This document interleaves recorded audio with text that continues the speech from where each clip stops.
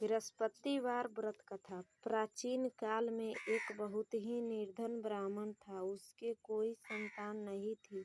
वह नियम पूजा पाठ करता, परंतु उसकी स्त्री बहुत मलिनता के साथ रहती थी। वह न स्नान करती और न किसी देवता का पूजन करती थी। प्रातः काल उठते ही सर्वप्रथम भोजन करती थी, बाद में कोई अन्य कार्य करती थी। ब्राह्मण देवता बहुत दुखी रहते थे। पत्नी को बहुत समझाते किंतु उसका कोई परिणाम न निकलता। भगवान की कृपा से ब्राह्मण की स्त्री की कन्या उत्पन्न हुई। वह कन्या अपने पिता के घर में बड़ी होने लगी।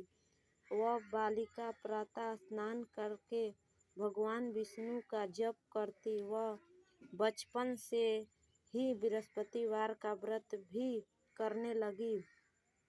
पूजा पाठ समाप्त कर स्कूल जाती तो अपनी मुट्ठी में जौ भर ले जाती और पाठशाला जाने के मार्ग में डालती जाती।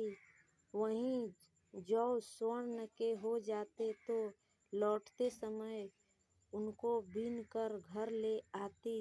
एक दिन वह बालिका सूप में उन सोने को जौ को फटक साफ कर रही थी।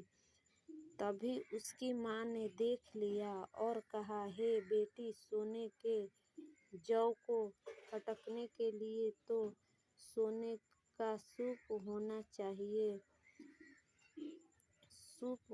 चाहिए। दूसरे दिन गुरुवार था। इस कन्या ने व्रत रखा और बृहस्पति देव से प्रार्थना करके कहा, हे प्रभु, यदि मैंने सच्चे मन से आपकी पूजा की हो तो मुझे सोने का सूप दे दो। बृहस्पति देव ने उसकी प्रार्थना स्वीकार कर ली। रोजाना की तरह वह कन्या जौ फैलाती हुई स्कूल चली गई। स्कूल से लौटकर जब वह जौ बीन रही थी, बृहस्पति देव की कृपा से उसे सोने का सूप मिला। उसे वह घर ले आई और उसे जौ साफ करने लगी, परंतु उसकी माँ का वही ढंग रहा। एक दिन की बात है, वह कन्या सोने के सूप में जौ साफ कर रही थी। उस समय उस नगर का राजकुमार वहां से होकर निकला। इस कन्या के रूप और सोने के सूप में जौ को साफ करते देखकर वह उस कन्या पर मोहित हो गया।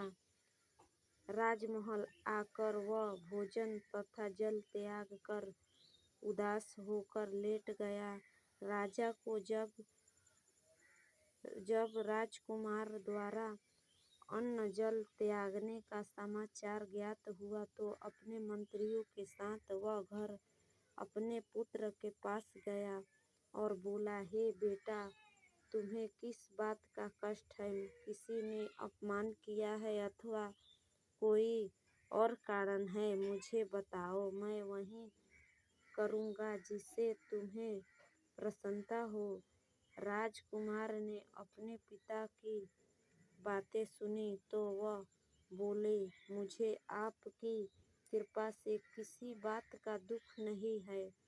किसी ने मेरा अपमान नहीं किया है, परंतु उस लड़की के साथ विवाह करना चाहता हूँ जो सोने के सूप में जौ साफ कर रही थी। यह सुन राजा आश्चर्य में पड़ा गया और बोला, हे बेटा, इस तरह की कन्या का पता तुम ही लगाओ। मैं उसके साथ तुम्हारा विवाह अवश्य ही करवा दूंगा।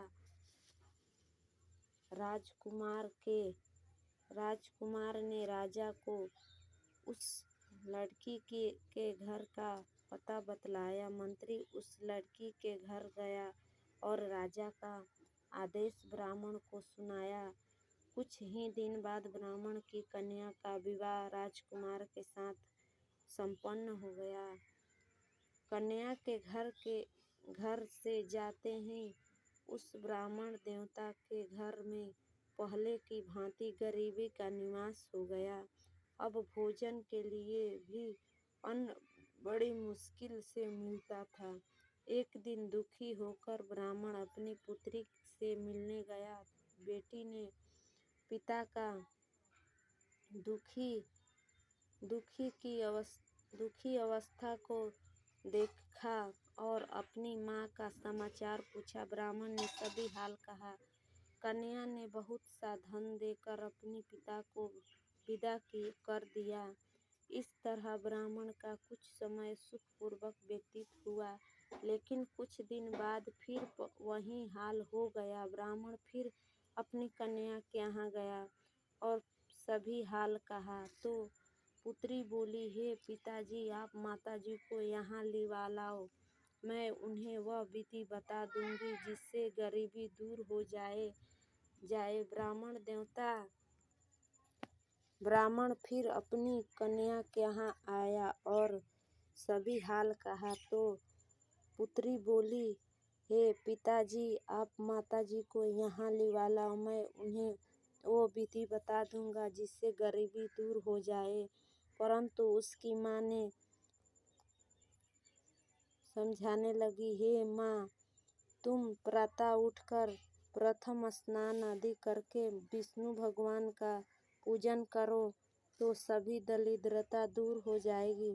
परंतु उसकी माँ ने उसकी एक बात नहीं मानी। वह प्रातः काल उठकर अपनी पुत्री का बच्चा जूठन खा लेती थी। एक दिन उसकी पुत्री को बहुत ही गुस्सा आया। उसने एक रात एक कोठरी से सारा सामान निकाल दिया और अपनी माँ को उसमें बंद कर दिया। प्रातः उसमें से उन्हें निकाला तथा स्नादि करा के पूजा पाठ करवाया तो उसकी माँ की वृद्धि ठीक हो गई।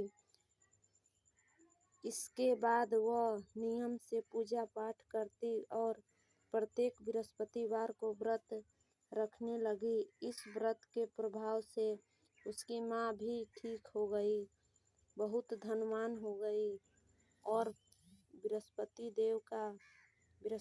देवता के प्रभाव से स्वर्ग को गई।